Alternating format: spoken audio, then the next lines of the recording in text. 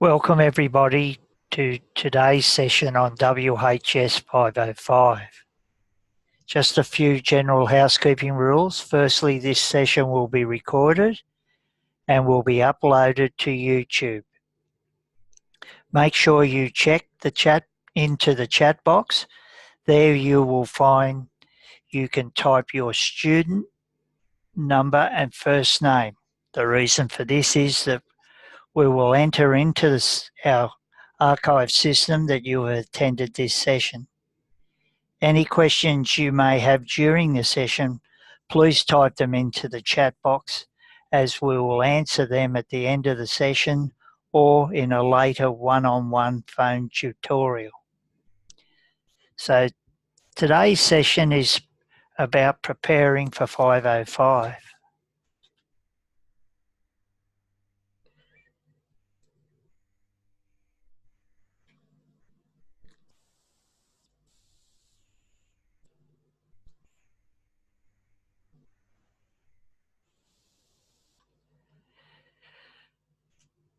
So what do we need to do? Here we need to respond to your incident, preferably to be a workplace related or use our case study. You need to address responding to the initial incident, planning your investigation, conducting your investigation, collecting your data, and in assessment 2, you will need to write a report and attach the first assessment as your working portfolio.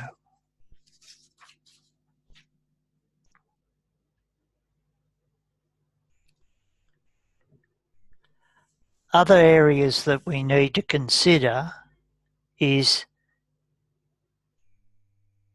so what do you have to do initially? Establish the scope, legal parameters of the investigation, conducting a systematic analysis by identifying the underlying causes, actions for prevention, then reporting outcomes. When a serious accident occurs, often there are many factors that lead to it happening. This is then the job of the investigation team to determine the individual factors and recommend corrective actions. Remember to keep all notes, drawings, photographs, statements from witnesses, all become part of the record that needs to be kept. This should be attached as appendices.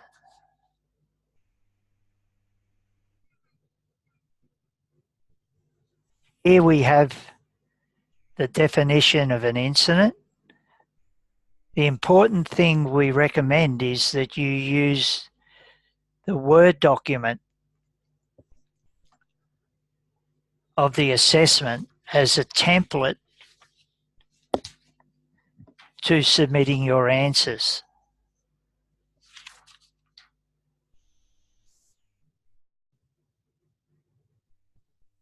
Next, we have a screenshot of the Whs Research Center under the Compliance tab. Here we have, firstly, the PowerPoint for WHS505, root cause analysis, investigating report template, incident notification fact sheet, and the just recently added guidelines to conducting an investigation into a health and safety incident, plus guidelines to work health and safety incident notification.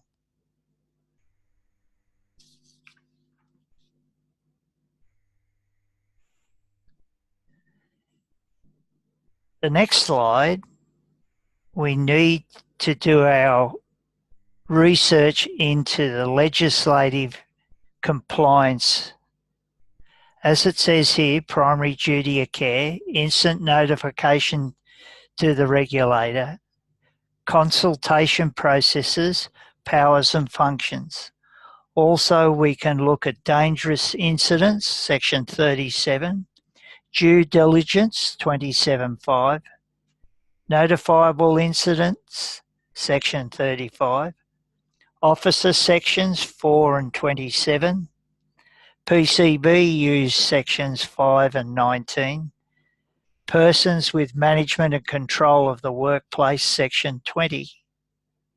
Add to that plant management of risk, sections 4 and 17, reasonably practicable, section 18, serious incident and illness, section 36, worker, section 7, workplace, section 8, notification of incident, sections 35, 36 and 37, notification timeframes, section 38.1, preserving incident sites, sections 39, and records to be kept, 38.7. As you can see, there is a lot of legal research that needs to be completed.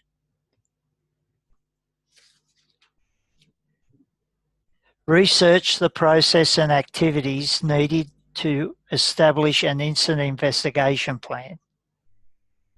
Establish an investigation team. Does the regulator body need to be notified? What established processes need to be followed? Order of information being gathered. Establishing the facts by setting out questions. From the data gathered, determining recommendations. Then, writing the report and action plan from information gathered.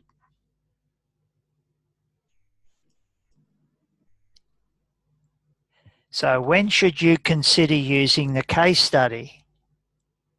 In choosing the incident, its size is critical.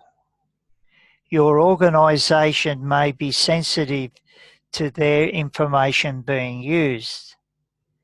This is where the case study can be used in its place.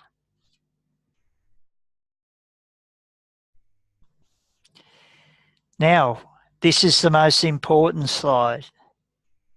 This should become your mantra. When in doubt, ring or email your WHS teacher.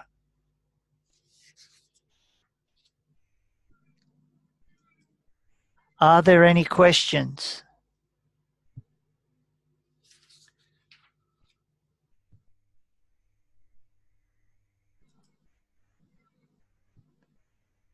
With there being none, thanks for coming. See you next time.